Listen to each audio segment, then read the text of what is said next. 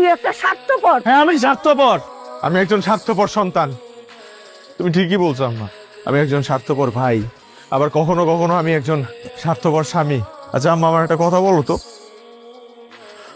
আমার বাপ যখন মারা যায় তখন আমার বয়স কত ছিল? আমি ইন্টারে পড়ি।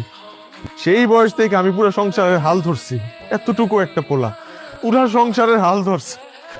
মা তুমি আজকে আমার স্বার্থপর বইলা ফলাইলা। কতটুকু বয়স ছিল আমার তখন?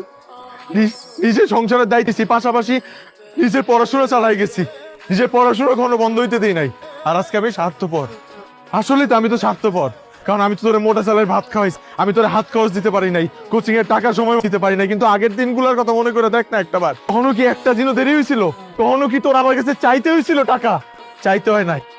আম্মার ওষুধ কিনতে পারি নাই আমি 2টা মাস, যে আমি আম্মার ওষুধ কিনতে পারি নাই, আমার ভিতরে যে কি গেছে এটা শুধুমাত্র আমি জানি।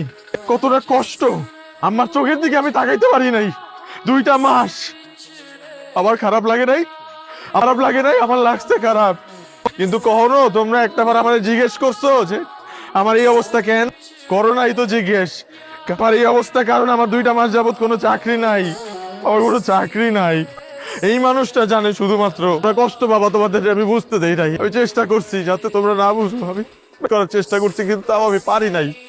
একটা মানুষ যে পুরো পরিবারটা চালায়, সেই মানুষটা যখন পরিবারের মানুষের জন্য করতে পারে না, সেটা যে কত কষ্টের, কত লজ্জা, তোমরা কেউ বুঝবা না, কেউ বুঝবা না, কারণ আমি তো স্বার্থপর।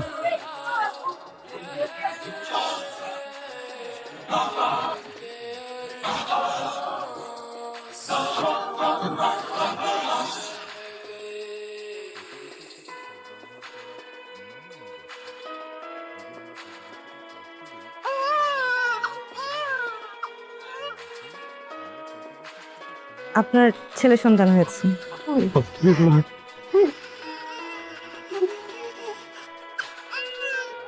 আসলে আমরা দুঃখিত, অতিরিক্ত রক্তক্ষরণের কারণে আপনার স্ত্রীকে আমরা বাঁচাতে পারিনি।